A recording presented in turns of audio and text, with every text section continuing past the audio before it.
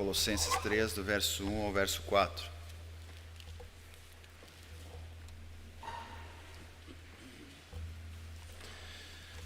O texto diz assim: portanto, se fosses ressuscitados juntamente com Cristo, buscai as coisas lá do alto, onde Cristo vive, assentado à direita de Deus. Pensai nas coisas lá do alto, não nas que são aqui da terra, porque morrestes e a vossa vida está oculta juntamente com Cristo em Deus. Quando Cristo, que é a nossa vida, se manifestar, então vós também sereis manifestados com Ele em glória.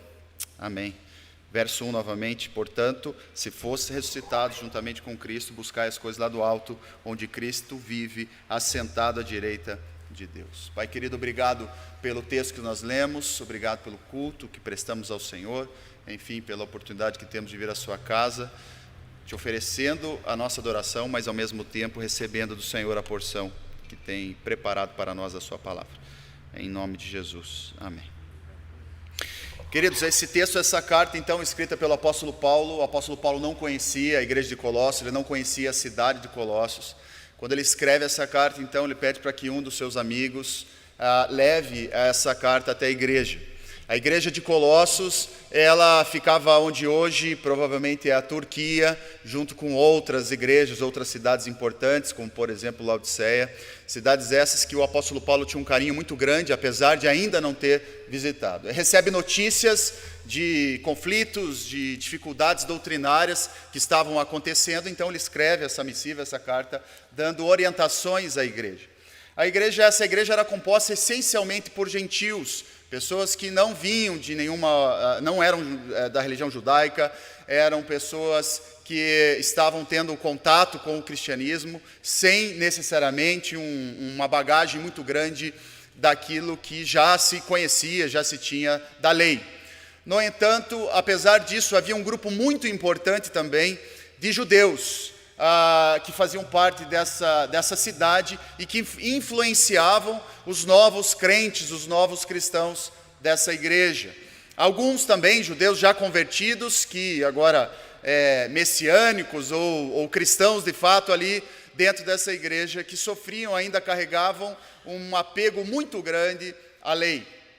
O apóstolo Paulo escreve para estes também, mas principalmente, e aqui como ele escreveu para outras 8 cidades, 8 cartas são escritas no Novo Testamento para trabalhar, para combater um tipo de doutrina diabólica que de outra forma ainda bate a nossa porta, que era o gnosticismo. Essa igreja sofria bastante com esse grupo bastante herege, que tentava desviar o pensamento do povo para a verdadeira adoração, para aquilo que era o cristianismo de fato. O gnosticismo, se você ainda não ouviu falar, combatia ou era contra a ideia de que Jesus Cristo poderia ter encarnado. Afinal de contas, para eles a matéria é sempre má.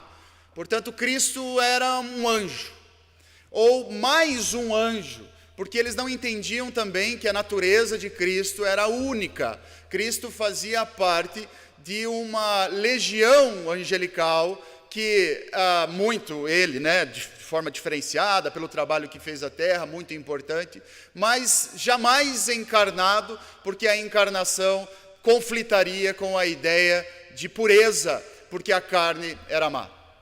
Então a matéria é má. E isso dentro da igreja, então, começou a formar uma bagunça muito grande, e além disso, esse asceticismo, ele se combinava com o judaísmo, esse gnosticismo se combinava com o judaísmo, se transformando numa espécie de asceticismo, que era a ideia de que eu precisava fazer exercícios de fé. Os meus exercícios de fé me levariam ao céu.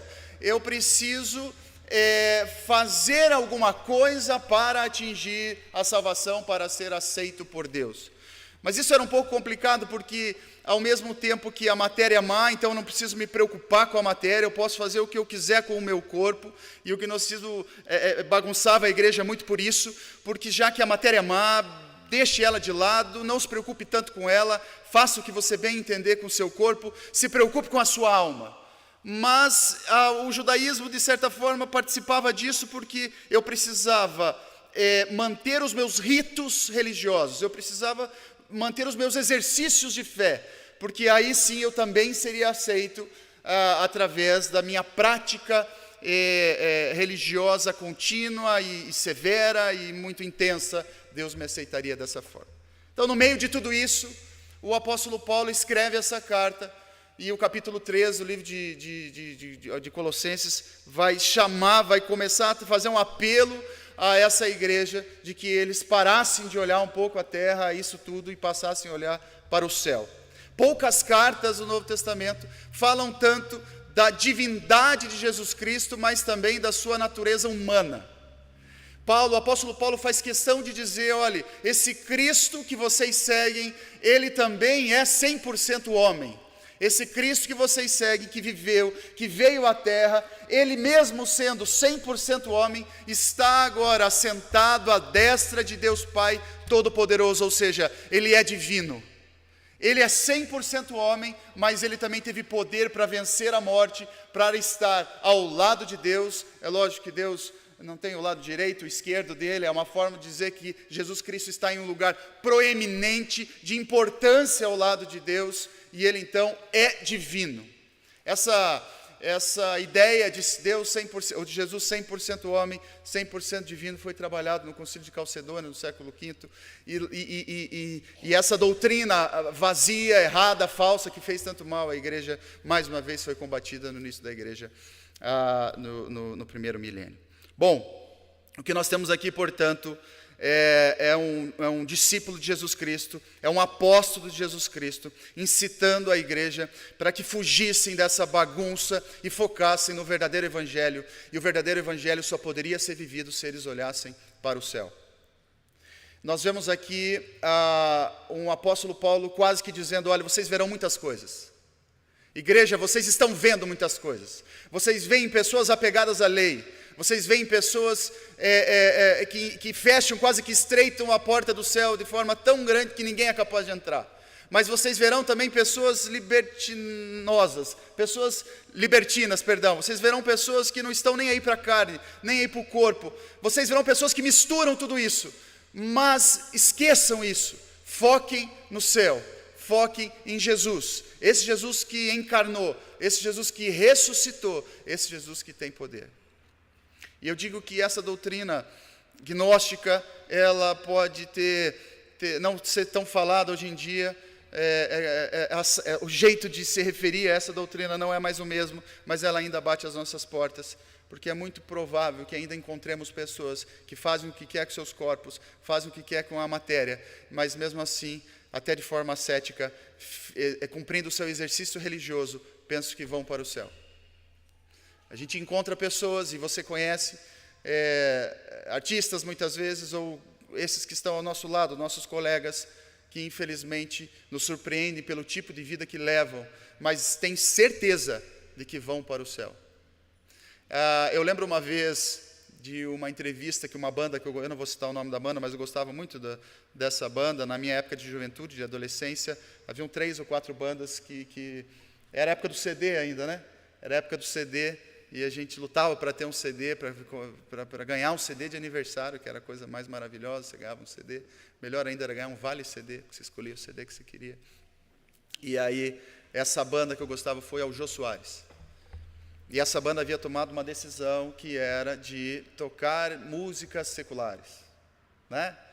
E aí, eu já aqui tenho uma opinião a respeito disso, não entendo que haja música secular.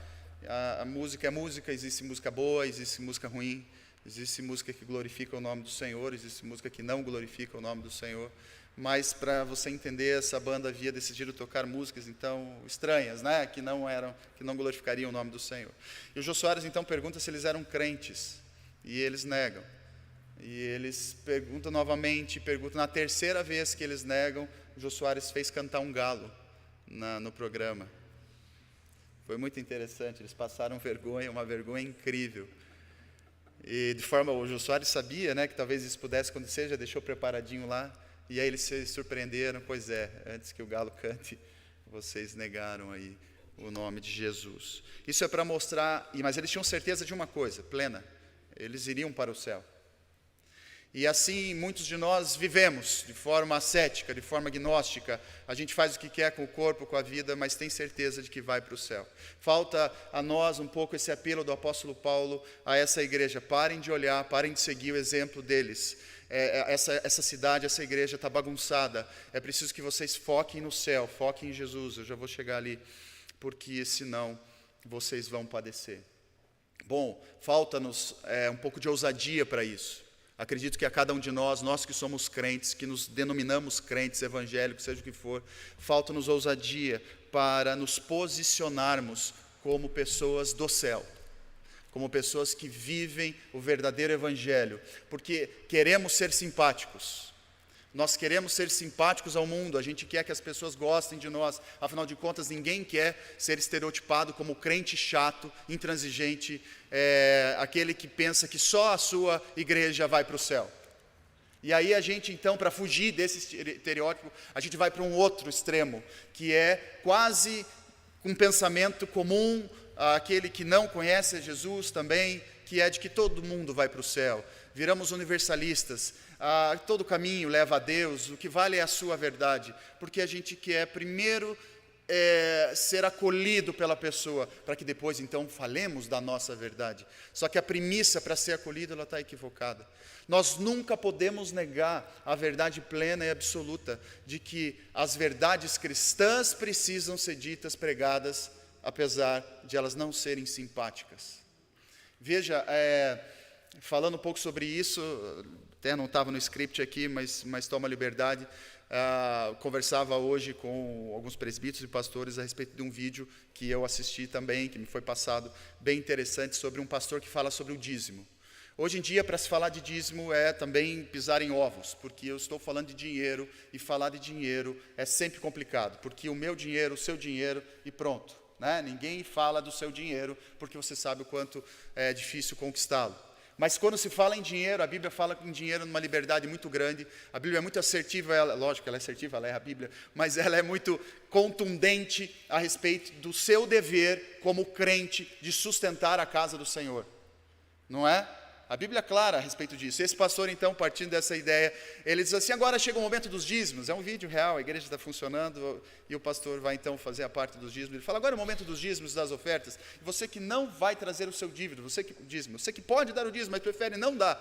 Eu quero dizer que você não deveria agora estar sentado, você deveria estar em pé. Porque essa cadeira que está aí foi comprada com o dinheiro dado pelo dízimo de um membro dessa igreja.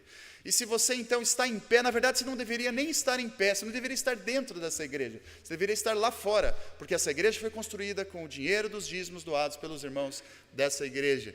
Mas na verdade você não deveria estar lá fora, porque o terreno também foi comprado com o dinheiro do dízimo doado pelos irmãos dessa igreja. Você deveria estar lá na rua. E se você talvez não dê o dízimo porque você acha que eu sou um ladrão, né? Afinal, você pensa, eu não vou dar o dízimo para o pastor porque o pastor é ladrão. A Bíblia diz que aquele que não dá o dízimo é ladrão do Senhor. Então, se eu sou ladrão, você é ladrão, nós somos amigos. Então, você faz parte da mesma categoria, né? E aí foi colocando a pessoa. Isso é interessante porque ele falou verdades. Ele falou verdades. Mas falar disso, se fosse eu aqui agora, se fosse o presbítero Jefferson, na hora de ministrar o dízimo aqui, o momento da entrega do dízimo, da oferta, talvez nós pensássemos, nossa, que dureza. Não é? Por quê? Porque as verdades bíblicas hoje, a gente precisa dizê-las pisando em ovos. Porque o que será que vão pensar? Quando te perguntam alguma coisa a respeito da posição sexual das pessoas, você já fica pensando o que dizer, porque se eu falar alguma coisa que ofenda o ouvinte, eu vou me ver em maus lençóis. Nós perdemos a coragem de pregar o Evangelho da forma como ele é. E eu tenho medo muito grande, amados, de verdade mesmo, de viver um Evangelho conveniente às minhas verdades, de viver um falso Evangelho, um Evangelho que eu criei e que eu me adaptei para que eu consiga conviver socialmente. É muito possível que a gente vá sendo levado a isso. A gente conseguiu já criar mecanismos e frases e conceitos que são mais agradáveis. E a gente tem certeza de que a gente vai para o céu. Bom, o fato é que se o seu evangelho E eu falo para todos vocês aqui, para todas as idades, se o seu evangelho te deixa confortável, tem alguma coisa errada. Se o teu evangelho tem te deixado confortável no seu trabalho, no seu ambiente, enfim, tem alguma coisa muito errada. Porque o evangelho sempre foi assim, eu acho que hoje que está até mais. O evangelho, ele grita contra conceitos comuns hoje em dia, e esses conceitos, ou aqueles que defendem esses conceitos, gritam contra nós, né? Nós precisamos ter coragem, como o apóstolo Paulo, então, aqui, quer dizer a essa igreja. Aí o primeiro verso diz assim, então, portanto, diante disso, porque ele faz isso aqui, se você ler o capítulo 1 e 2, você vai ver que ele traz aqui um resumo doutrinário. Ele fala da natureza humana, ele fala da natureza divina, ele vai dizer das práticas que devem ser feitas para vencer esse gnosticismo, esse quase docetismo também, quando relativiza o humano. E ele vai dizer então, agora, portanto, se fostes, vocês agora, igreja verdadeira, se fostes ressuscitados juntamente com Cristo, buscai as coisas lá do alto, onde Cristo vive. O primeiro conselho que ele dá para esse apelo ao compromisso verdadeiro, ele vai dizer assim então, busquem. Se fostes ressuscitados, busquem. Não é uma busca por algo que eu não encontrei ainda. Não é uma busca, eu não estou procurando alguma coisa. Eu já sei que existe, eu já sei onde está, mas eu quero tocar. Busquem incessantemente, é como se ele dissesse, vocês que são crentes, queiram sempre mais, sejam inconformados, vão atrás. E como nos falta isso? Crentes inconformados, crentes que buscam, crentes que jejuam, crentes que se ajoelham, crentes que oram, crentes que fogem da normalidade, crentes que são exponenciais dentro da sua fé, crentes que são referência. Busquem, vocês, se fossem ressuscitados, busquem esse Cristo. É isso que a gente precisa fazer. Se a gente vai viver esse evangelho verdadeiro, a gente vai fugir dessas falsas doutrinas que ainda existem, amados. Essas citadas aqui, por analogia, trouxe a contemporaneidade. Existem outras que nos perturbam. Se nós quisermos ser diferentes, crentes esquisitos mesmo, porque crente é um ser esquisito. Se nós quisermos, nós precisamos buscar a Deus, como nenhum outro está fazendo. Falava ontem aqui aos casais da igreja. Foi muito bom. Parabenizo aqui, eu acho que é o pastor Ricardo que está à frente do Ministério de Casais. Excelente. A igreja estava quase cheia aqui, lotada de casais. E eu falei que eu quero, quando eu falava da criação de filhos e tal, sem demagogia, eu quero muito que os meus filhos, quando eu falecer, porque a ordem natural, tomara que assim seja, né? Que eu vá antes deles, eles tenham na memória um pai crente, um pai que orava com eles. Disse também, já disse à igreja e repito, a minha vida com a minha esposa e com os meus filhos mudou o dia que nós decidimos fazer os nossos devocionais, todos os dias. Faça isso. Não importa ali, alguém lembrou, sentamos à mesa, lê um versículo bíblico, lê uma passagem, um ora, o outro ora. Brinquei até com o Daniel, incrível, as orações do Daniel são sempre para que Deus dê mais brinquedo para ele. Ele pede muito. E é interessante que tem uma lógica na oração dele. Ele fala assim, Deus, dá mais dinheiro para o papai e para a mamãe, para eles terem mais dinheiro para comprar brinquedo. Mas ele não pede só para ele pede para os moradores de rua, para as criancinhas de rua que não têm brinquedo. Então, mas isso é legal, porque eu vou descobrindo, né? Ele vai ficando à vontade para orar, e ele ora com a família, ele vai melhorando a oração dele, é interessante, ele vai citando outros aspectos, enfim, isso é incrível, essa lembrança que eu quero que eles tenham, de um pai que buscava a Deus. Por quê? Porque tem que fugir da normalidade, tem que fugir dessa rotina que nos afasta de Deus. Família, a gente precisa ser uma família diferente, uma família crente, uma família que busca. Se fostes ressuscitados, busquem, vão atrás de algo mais do que aquilo que vocês vivem hoje. Lembram da síndrome de Popeye? Não é? Popeye, todos vocês aí que têm mais de 30 anos, assistindo o desenho do Popeye. Popeye, Olivia Palito, como é que era o nome do vilão lá? O Brutus. E aí o Popeye, quando ele via que alguma coisa estava errada, ele dizia, eu sou o marinheiro Popeye. E ele tomava, comia o espinafre, ficava forte e ia à luta.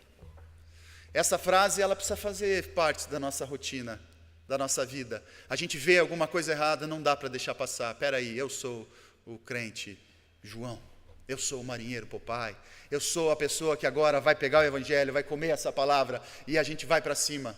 Esse inconformismo precisa fazer parte da nossa rotina, porque senão a gente vai se conformando e aí sim, tomando a forma desse mundo. Gosto muito de um testemunho que eu vi uma vez, de um avivamento que aconteceu na África, um país africano, em que a pergunta do missionário foi: o que vocês fizeram para que essa tribo toda se convertesse e os milagres acontecessem? E o missionário lá, autóctone, né, o que era do local, ele disse: eu faço o seguinte, missionário, eu saio aqui da aldeia, faço um círculo, eu entro dentro desse círculo, mesmo que não dá para entrar fora do círculo, mas eu entro no círculo, e eu fico aqui, até que Deus fale comigo. Eu não saio desse círculo, até que Deus fale comigo. É um pouco como Moisés: Senhor, não me deixe ir, se o Senhor não for comigo. Essa é uma oração justa. Senhor, não me deixe, Senhor, não permita, Senhor, eu estou na sua presença, eu clamo ao Senhor, não deixe acontecer, por misericórdia, por amor do seu nome. É uma oração ousada, e essa ele fazia: busque mais. Buscar a Cristo nos leva para o céu. Buscar a Cristo nos leva para o céu. Mas diz assim o texto também no verso 2: pensai nas coisas lá do alto. Ou seja, o texto nos leva à reflexão.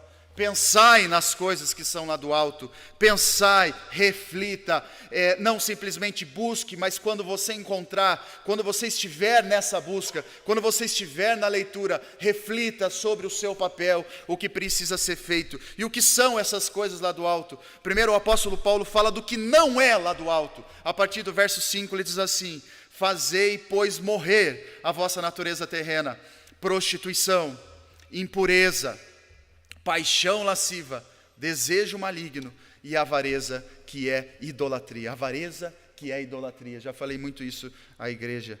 Por estas coisas é que vem a ira de Deus sobre os filhos da desobediência. É aquela história que nós conversamos. A nossa salvação, ou na verdade nós não estamos sendo livres do inferno quando somos salvos.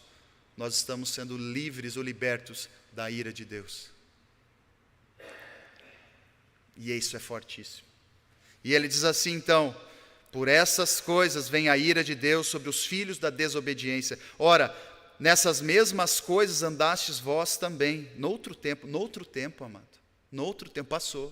Agora é novidade de vida, quando vivias nelas. Agora, porém, despojai-vos igualmente de tudo isso: ira, indignação, maldade, maledicência, linguagem obscena do vosso falar. Não mintais uns aos outros. Não mintais uns aos outros.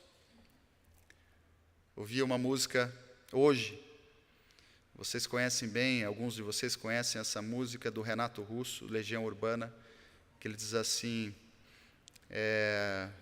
um dia pretendo tentar descobrir por que é mais forte quem sabe mentir. Não é? Um dia pretendo tentar descobrir. Esse é o que o mundo pensa. Que quem mente, quem sabe mentir, quem sabe manipular é mais forte. Essa é a lógica, não é uma lógica de Deus. A lógica de Deus é a verdade. É forte, é vencedor, é honesto aquele que fala a verdade. Portanto, seja você essa pessoa. Não mintais uns aos outros, uma vez que vos despistes do velho homem com os seus feitos, e vos revestistes o novo homem, que se refaz para o pleno conhecimento, segundo a imagem daquele que o criou, no qual não pode haver grego nem judeu, circuncisão nem incircuncisão, bárbaro, cita, escravo, livre, porém Cristo é tudo em todos. E agora ele diz aqui, revesti-vos, pois, o que é do alto? Revesti-vos, pois, como eleitos de Deus, santos e amados, de ternos afetos de misericórdia, de bondade, de humildade, de mansidão, de longanimidade. Suportai-vos uns aos outros. E eu poderia falar aqui várias vezes: suportai-vos uns aos outros, suportai-vos uns aos outros, suportai-vos uns aos outros. Suportar no sentido de dar suporte, ajudem um ao outro. Ajudem um ao outro. Para isso que nós existimos. Perdoai-vos mutuamente, caso alguém tenha motivo de queixa contra outro. Assim como o Senhor vos perdoou, assim também perdoai vós. Acima de tudo isso, porém, esteja o amor, que é o vínculo da perfeição. Poderia continuar, esse texto é maravilhoso. Mas isso é pensar nas coisas que são lá do alto. Pensar nas coisas lá do alto é pensar como Cristo. Como Cristo pensa. É incrível isso. Como será que o meu Cristo pensa? E aí a gente sabe a resposta. Ele pensa sempre baseado no amor, que é o vínculo da perfeição. Amai-vos uns aos outros, como eu vos amei. Agostinho tem uma frase interessante. Ele vai dizer assim: ninguém anela pela vida eterna, a não ser que esteja cansado de sua vida temporal, corruptível e mortal. É impossível eu querer essa busca, eu querer pensar nas coisas lá do alto, se eu ainda não cansei dessa vida. Se eu estiver apaixonado por tudo aquilo que eu vivo hoje, e que me encanta, e que me seduz, e que é contra a palavra, eu nunca vou querer isso. As coisas do Espírito, elas são discernidas pelo Espírito. Se você não tem o Espírito, talvez isso aqui não faça diferença nenhuma para você. Isso tudo são palavras vazias, uma mensagem de encorajamento. Não, querido, isso aqui é evangelho puro ao nosso coração, dizendo: pense como Jesus, busque as coisas lá do alto, porque você que está nesse mundo deveria já estar cansado desse mundo, porque ele não é o nosso mundo é o céu, é a glória para onde caminhamos. E é lá, são aqueles valores que eu quero estar e que eu preciso seguir em nome de Jesus. Bom, mas vamos lá, como fazer tudo isso? O texto vai nos dizer que nós precisamos, eu vou ler novamente o capítulo 3, a partir do verso 2. Pensai nas coisas lá do alto e não nas que são aqui da terra, porque morresse e a vossa vida está oculta juntamente com Cristo em Deus. Quando Cristo, que é a nossa vida, se manifestar, então nós também seremos manifestados com Ele em glória. Amados, só é possível que nós façamos tudo isso se nós nos revestirmos de Jesus Cristo. Só é possível que nós façamos tudo isso se nós contarmos com esse Cristo ressurreto, que tem todo o poder. Amado, pense na maior coisa que você possa imaginar, o maior objeto que o homem já construiu, o maior fenômeno da natureza possível que você possa imaginar, seja o próprio espaço que ainda não foi desvendado e que está em expansão. Pense na maior grandeza já descoberta pelo ser humano. Ainda assim, o nosso Deus é maior do que tudo isso. Ele é maior, Ele é Criador, Ele está acima. E é esse Cristo que está assentado à destra de Deus Pai, e que tem todo o poder, e me auxilia a pensar nas coisas lá do alto, a buscá-lo. Eu conto com Deus. Por isso que Agostinho diz: Senhor, até aquilo que me pede, dá-me, porque eu preciso do Senhor. Eu preciso do Senhor. Bom, essa é a nossa missão. E essa nossa vida que está protegida, que está escondida em Deus e que será manifestada em glória também quando o nosso corpo for ressurreto aos céus, for assunto aos céus, e também desfrutarmos dessa maravilhosa Jerusalém. Quando, enfim, não haverá mais choro, não haverá mais pranto, esperamos, anelamos por esse dia. Mas enquanto lá não estivermos, precisamos viver como se estivéssemos lá. Bom, Martim Lutero, encerro, diz assim: no meio da vida, diz o mundo, ou diz até os crentes, no meio da vida morremos. E Deus responde: de modo nenhum, no meio da morte viveis. No meio da morte viveis. Vivam o verdadeiro evangelho. O mundo está morto. Salomão vai dizer que quando nós flertamos com o mundo, nós flertamos com o inferno, com a podridão. As pessoas que não conhecem a Cristo tentam nos empurrar para lá. A simpatia do mundo milita contra a nossa fé. A nossa fé, ela é intransigente. A nossa fé incomoda. Não deixe de pensar como Cristo pensa, como Cristo fez, como Cristo faz. Pense nas coisas lá do alto, onde Cristo está. As doutrinas nos empurram para longe dele, mas eu olho para o alto e tenho força, a força que vem de lá, em nome de Jesus. Amém. Pai querido, obrigado pela mensagem que o Senhor traz ao nosso coração. Nos faz pessoas que pensam as coisas do alto, fogem dos pecados, fogem da idolatria, fogem de tudo aquilo que nos faz viver uma vida contrária ao Teu reino, ao Teu nome. Nos ajuda, Pai, a vencer isso, pensando naquilo que é bom, perfeito e agradável. Aquilo que o Senhor nos ensinou. Em nome de Jesus. Amém.